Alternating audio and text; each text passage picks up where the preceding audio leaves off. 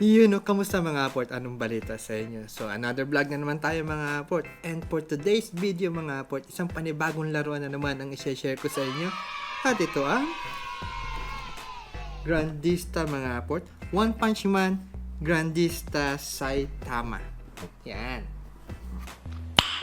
Nice. Isang panibagong solid na laruan na naman from Grandista mga port. So, One Punch Man na anime mga aport ay isa sa mga sikat na anime ngayon. Napakaganda naman kasi talaga ng storyline ng anime na to. Pero hindi lang ako sure kung lahat ba sa inyo ay nakapanood na ng anime na to. So, konting trivia lang tayo mga aport tungkol sa anime na to. So, ang series na to mga aport ay One Punch Man. Japanese manga series siya na created ni One, O-N-E mga aport. So, originally released siya mga aport as a webcomic noong early 2009. So, ang One Punch Man mga aport ay storya siya ni Saitama, ang ating kalbong bida. So I'm bald! What's your problem, huh? Yan. Independent superhero siya mga aport na nag-train siya para maging isang napakalakas at sa umabot na sa punto na lahat ng kalaban niya mga aport ay kaya niyang talunin sa pamamagitan lamang ng isang suntok. Pero sa sobrang lakas niya nga mga aport ay medyo naboboard na siya mga aport sa kanyang ginagawa kaya sumali siya sa isang hero association kung saan hindi naman siya ganong nakikilala o hindi na i-reveal yung talagang kakayahan niya, hindi siya nakikilala kaya napun siya sa pinakamababang rango.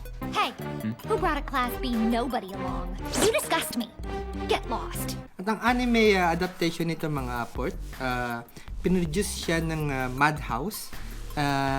Na-broadcast ito sa Japan noong December 2015 mga aport. So, as of now, ongoing pa yung anime series na ito mga aport. Yan ang tungkol sa One Punch Man, kaya i-unbox na natin ito. Yan. Saan natin?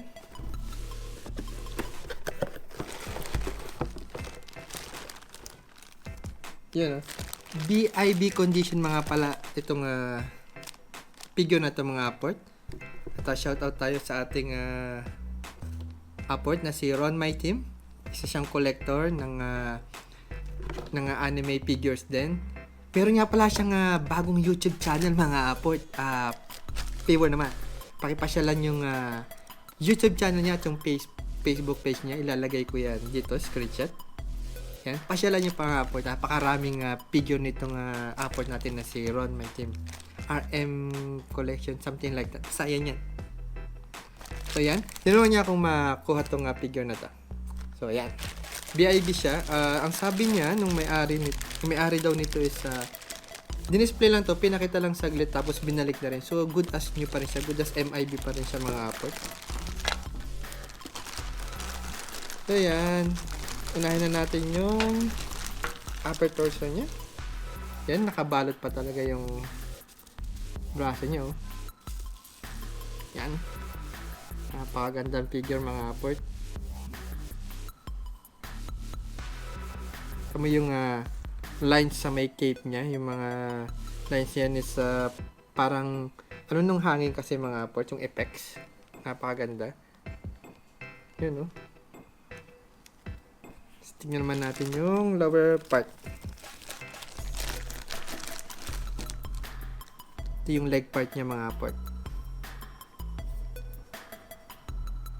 Actually, nung unang nakita ko to sa mga pictures lang, tapos sa may YouTube, mga reviews, parang hindi siya ganong attractive sa akin. Pero nung nakita ko siyang post sa mall, nakita ko yung actual picture, ang ganda pala.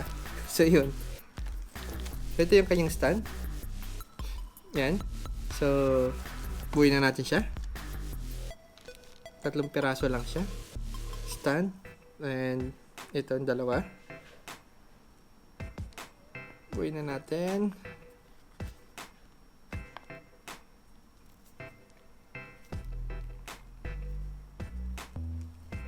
So, yan siya mga aport. Para siyang naglalakad. Si Saitama yung more on figure niya is yung parang Kenkoy style. Pero ito yung seryoso, yung galit. So, yun lang. Unang tingin kagad natin sa kanya. Hindi niya kayang tumayo ng mag-isa. Yan. Hindi niya kaya. Kailangan talaga yung foot support niya. So, yun lang mga port ang unang downside na nakikita natin sa kanya. Lagyan natin itong stand para makatayo na siya. And isag na natin dito yung plastic. Yan.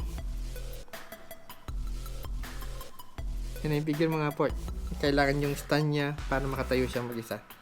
And kung meron pa akong nakikitang hindi ko kursunada sa kanya is yun nga, wala siyang yung mga shadows niya. Sana kung meron to para maging detailed masyado is the best sana. Pero as it is, okay naman siya mga port, hindi naman masama. Magandang figure pa rin from Grandista.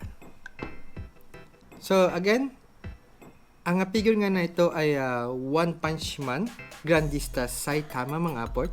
Nirelease yung figure nito nung October 23, 2025. Yan, manufactured syempre by Van Presto. Meron siyang size na 27 cm at ang material na ginamit sa kanya ay PVC. Yun, product line niya, Grandista mga port. So yan, detailed wise, napakaganda ng mga details niya mga port. Yung mukha niya, Saitama naman siya. Yan yung mga muscles, yung mga details sa may costume niya, ayos na ayos naman. At isang napakagandang gusto ko rito is yung texture ng costume niya at nung gloves at sapatos niya is magkaiba. Ito parang metallic yung sapatos niya at yung gloves niya. Yan. So napakagandang figure mga part. And that's for our vlog for today. Kung bago ka sa channel ko, please huwag mong kalimutan i-click ang like, subscribe, at i-follow mo na rin yung Facebook page natin para updated ka sa mga bago nating video. So paano pa nga ba? I'll see you again sa susunod nating video.